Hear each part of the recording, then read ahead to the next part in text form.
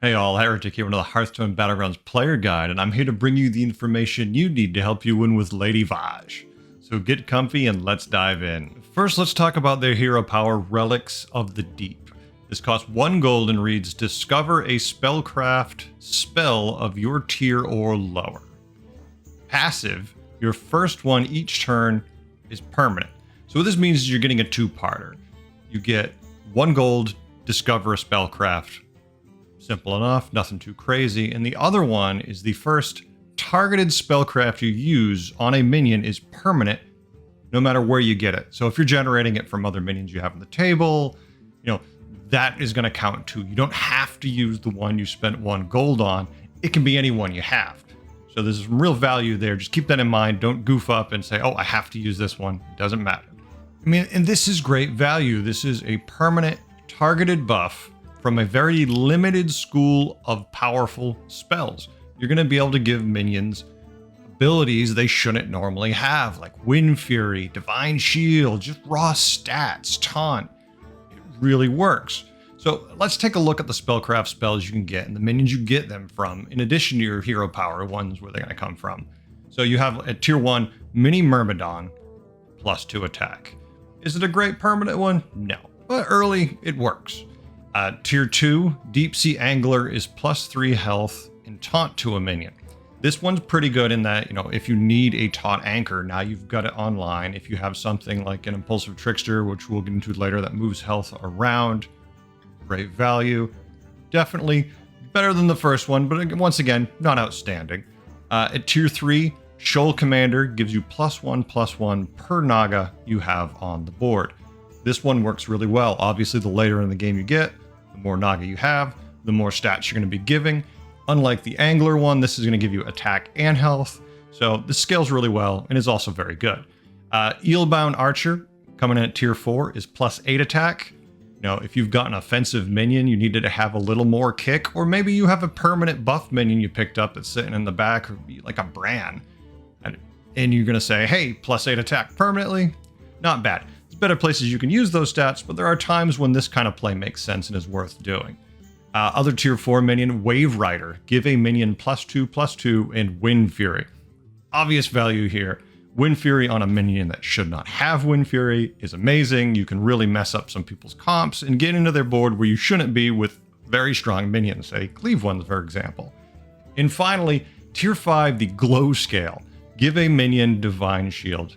Hey, how would you like to start playing George? Once you hit tier 5 and you hit your hero power, if it gives you Glow Scale, and since there's only 6 minions, you have a decent shot at giving it. Now you've got Divine Shield on a minion permanently. You can start giving everything Divine Shield and put together one hell of a board. This is a really good hero power. Yes, some days you are not going to hit right. You're going to hit that hero power, and no matter what turn it is, it's only going to give you the weakest ones. Other times, though, even average results, this is a very powerful hero power. So when tiering with Lady Vashj, typically I like to do one of 2 things. It's Jeef Curve, because it's just a good curve that lets you get to that higher tier a little faster, then get that value out of the hero power at the higher levels of power. Alternatively, you could do Reform Curve. Reform Curve I really like if demons are in, especially if there's no Murlocs, Impulsive Tricksters in. That right there gives you the time to find that minion and start stacking health on him in the turns to come, where he really can shine and do some good things for your board. All right, when it comes to the minions and the strats, I like to use when I'm playing Lady Vashj. First, anything works. Don't say, I have to play Naga. It's a Naga hero. It synergizes really well with Naga, which it does, but it also works with anything. You're playing with a hero power that lets you give abilities to comps that shouldn't have them. Adding Wind Fury, Divine Shield, and in some cases taunts, just really handy, especially when it's permanent to the right minion. And with this hero power, you have an easier path for it. So Naga are great, just has a option to buff most boards. But now you have a hero power that gives you those buffs targeted to any comp you want to play. So you don't have to play Naga. You can play anything you want, and it can work. It just synergizes really well with some of the late game Naga. It's very lobby specific, but anything can work in the right situation. Here's some of my favorites. Impulsive Trickster. If there's no Murlocs especially, you give this thing taunt, you start stacking health and attack on it. you're going to be moving health all over the board, and this is a great minion. It's a fun late game, get a billion health, just enjoy it. Yes, Leroy, Poison wrecks this kind of stuff, but unless their entire board has a lot of it, you're in good shape, and you really can outlast them. Eventide Brute. Since you're probably playing Naga, synergy, man, just go for it. Every time you're using a spellcraft spell, it's buffing them. If you put permanent Divine Shield on them, Wind Fury, they're not getting any weaker.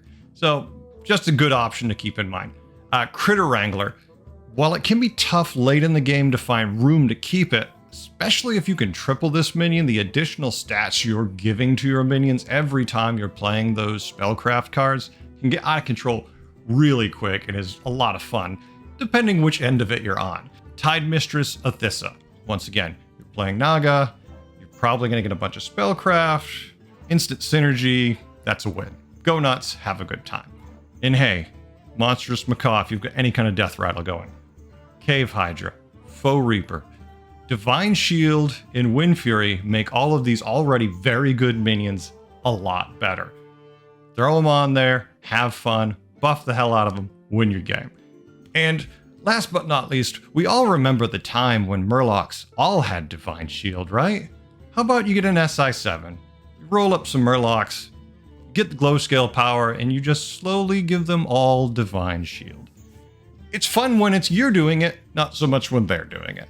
So there you go, good play there. This is just a few of the nasty combos you can put together. There's a lot of weird, fun things. These are the easiest to pull off and that give you the most right up front power. Now, when it comes to countering Lady Vashj, that can be difficult. In the early game, not a problem. They're typically pretty weak. They're trying to get to the higher tier to get to those better spellcrafts to make them permanent. But the later that game goes, regardless of the comp they're playing, they're going to get stronger. And they're going to have powers that those comps shouldn't often have. Probably they're playing Naga. Probably it's just going to be giant stats, Divine Shield, and Wind Fury. Isn't that enough? But who knows what they might have? Yes, they might have a Foe Reaper. It might have every ability at all. They might do all kinds of weird things because they can. It's just a neat hero power that gives you some options you don't really think about in the normal game until you get to play a hero like Lady Vashj. And when there's so many heroes in the pool, most people don't have a ton of experience playing it or dealing with it, so it takes a little practice to get the hang of, and you have to remember every time you're fighting it, it's not a normal game, it's a Lady Vashj game.